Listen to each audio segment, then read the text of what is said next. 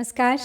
श्रीमद् वाल्मीकि रामायण अखंड पाठ के अंतर्गत आज हम पढ़ेंगे पंचसप्ततितम अर्थात 75वां सर्ग उत्तरकांड से ही। तो आज के सर्ग में है श्री राम का पुष्पक विमान द्वारा अपने राज्य की सभी दिशाओं में घूमकर दुष्कर्म का पता लगाना, किंतु सर्वत्र सत्कर्म ही देखकर दक्षिण दिशा में एक शूद्र तपस्वी के पास पहुंचना। पिछले 2 सर्गों वाले प्रसंग को ही आज भी आगे बढ़ाएंगे। हालांकि रामायण के इस प्रसंग को लेकर भी काफ़ी विरोधाभास है, तर्क संगत नहीं जान पड़ता। मुझे भी ये जो भी शूद्र को मारने वाला प्रसंग है समझ में नहीं आता। मर्यादा पुरुषोत्तम राम की परिभाषा में ना तो सीता का त्याग सही बैठता है और ना ही किसी शूद्र को तपस्या से रोकना। और आज तो हम कलयुग में जी रहे हैं जहाँ पर अधर्म ने अपने चारों पैर स्थापित कर दिए हैं। सभी को सब कुछ करने का अधिकार है और अपने कर्म से अपनी नियति खुद लिखने का समय है। एक तरफ रामायण के रचयिता वाल्मीकि स्वयं हम जानते हैं कि शूद्र थे, नीची जाति के थे, लेकिन उल्टा नाम राम का जपते जपते वो वाल्मीकि हो गए। तो फिर इस प्रसंग में क्या तर्क संगति है? शायद यही एक कारण है कि उत्तरकांड और उसका ये सब प्रसंग मुझे प्रक्षेपित प्रतीत होता है, और इसी कारण से ये वाल्मीकि ऋषि का लिखा हुआ नहीं हो सकता। चलिए फिर भी पढ़ते हैं इस ग्रंथ में क्या लिखा है, जानते हैं इस कथा को भी। अपना विचार बनाना तो हमारे अपने हाथ है। नारदस्य तु तद्वाक्यं श्रुत्वामृतमयं यथा प्रहर्षमतुलं लेभे लक्ष्मणं चेदमब्रवीत्। गच्छ सौम्य द्विजश्रेष्ठं समाश्वासय सुव्रत। बालस्य च शरीरं तत्र तैलद्रोण्यां निधापय। गन्धैश्च परमोदारैस्तैलैश्च सुसुगन्धिभिः यथा नाक्षीयते बालस्तथा सौम्य विधीयताम्। यथा शरीरो बालस्य गुप्तः संक्लिष्टकर्मणः विपत्तिः परिभेदो वा न भवेच्च तथा कुरु।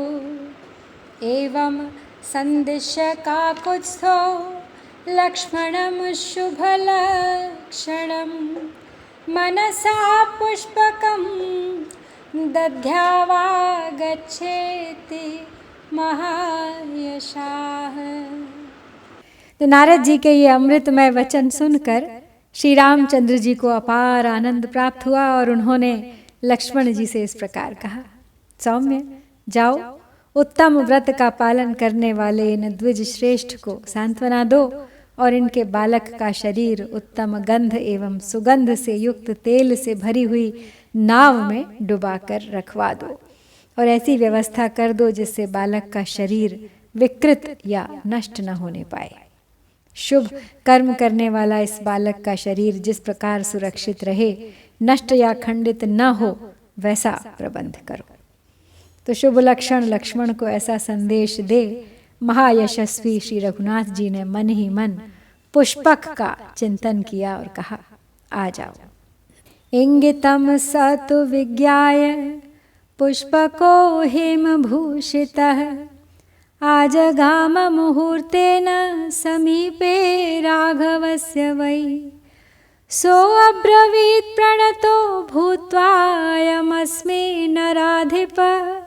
वश्यस्तव महाबाहो किङ्करः समुपस्थितः।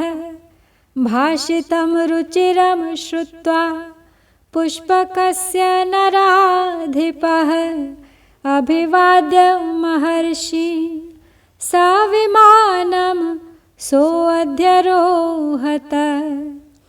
धनुर्गृहीत्वा तूणी च खड्गं च रुचिरप्रभं निक्षिप्य नगरे चेतौ सौमित्रे भरतावुभौ प्रायात् प्रतीचीं हरितं विचिन्वंश्च ततस्ततः उत्तरामगमत् श्रीमान् दिशम हिमवतावृता।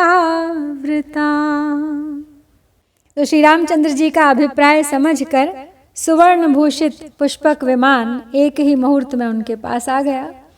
आकर नतमस्तक हो वह बोला, नरेश्वर, यह रहा मैं, महाबाहो, मैं सदा आपके अधीन रहने वाला किंकर हूँ, सेवा के लिए उपस्थित हुआ हूँ। तो पुष्पक विमान का यह मनोहर वचन सुनकर वे महाराज श्री राम महर्षियों को प्रणाम करके उस विमान पर आरूढ़ हुए। उन्होंने धनुष बाणों से भरे हुए 2 तरकश और एक चमचमाती हुई तलवार हाथ में ले ली और लक्ष्मण तथा भरत इन दोनों भाइयों को नगर की रक्षा में नियुक्त करके वहां से प्रस्थान किया। श्रीमान राम पहले तो इधर उधर खोजते हुए पश्चिम दिशा की ओर गए, फिर हिमालय से घिरी हुई उत्तर दिशा में जा पहुंचे। अपश्यमानस्तत्रापि स्वल्पमप्यथ दुष्कृतं पूर्वामपि दिशं सर्वामथा पश्यन्नराधिपः प्रविशुद्ध समाचारामादर्श तलनिर्मलां पुष्पकस्थो महाबाहुस्तदा पश्यन्नराधिपः दक्षिणां दिशमाक्रामत् तदो राजर्षिनन्दनः शैवलस्योत्तरे पार्श्वे ददर्श सुमहत्सरः तस्मिन् सरसि तप्यन्तं तापसं सुमहत्तपः ददर्श राघवः श्रीमाल्लम्बमानं मधोमुखं राघवस्तमुपागम्य तप्यन्तं तपोत्तमम् उवाच च नृपो वाक्यं धन्यस्त्वमसि सुव्रत कस्यां योन्यां तपोवृद्ध वर्तसे दृढविक्रम कौतूहला त्वां पृच्छामि रामोदाशरथिर्ह्यहम्। तो जब उन दोनों दिशाओं में कहीं थोड़ा सा भी दुष्कर्म नहीं दिखाई दिया, तब नरेश्वर श्री राम ने समूची पूर्व दिशा का भी निरीक्षण किया। पुष्पक पर बैठे हुए महाबाहु राजा श्री राम ने वहां भी शुद्ध सदाचार का पालन ही होता देखा। वह दिशा भी दर्पण के समान निर्मल दिखाई दी। तब राजर्षि नंदन रघुनाथ जी दक्षिण दिशा की ओर गए। वहां शैवल पर्वत के उत्तर भाग में उन्हें एक महान सरोवर दिखाई दिया। उस सरोवर के तट पर एक तपस्वी बड़ी भारी तपस्या कर रहा था। वह नीचे को मुख किए लटका हुआ था। रघुकुल नंदन श्री राम ने उसे देखा। देखकर राजा श्री रघुनाथ जी उग्र तपस्या करते हुए उस तपस्वी के पास गए और बोले, उत्तम व्रत का पालन करने वाले तापस, तुम धन्य हो। तपस्या में बढ़े चढ़े सुदृढ़ पराक्रमी पुरुष, तुम किस जाति में उत्पन्न हुए हो? मैं दशरथ कुमार राम तुम्हारा परिचय जानने के कौतूहल से ये बातें पूछ रहा हूँ। को अर्थो मनीषितस्तुभ्यं स्वर्गलाभो अपरो अथवा वराश्रयो यदर्थं त्वं तपस्यन्यैः सुदुश्चरम् यमाश्रित्य तपस्तप्तं श्रोतुमिच्छामि तापस ब्राह्मणो वासि भद्रं ते क्षत्रियो वासि दुर्जयः वैश्यस्तृतीयो वर्णो वा शूद्रो वा सत्यवा भव। इत्येवमुक्तः स नराधिपेन अवाक्षिरादा शरथाय तस्मै उवाच जातिं नृपपुङ्गवाय यत्कारणं चैव तपः प्रयत्नः। तो श्री राम उस तपस्वी से पूछते हैं, तुम्हें किस वस्तु को पाने की इच्छा है? तपस्या द्वारा संतुष्ट हुए इष्ट देवता से वर के रूप में तुम क्या पाना चाहते हो, स्वर्ग या दूसरी कोई वस्तु? कौन सा ऐसा पदार्थ है जिसके लिए तुम ऐसी कठोर तपस्या करते हो जो दूसरों के लिए दुष्कर है? तापस, जिस वस्तु के लिए तुम तपस्या में लगे हुए हो उसे मैं सुनना चाहता हूँ। इसके सिवा यह भी बताओ कि तुम ब्राह्मण हो या दुर्जय क्षत्रिय, तीसरे वर्ण के वैश्य हो अथवा शूद्र। तुम्हारा भला हो, मुझे ठीक ठीक सब जानकारी दो।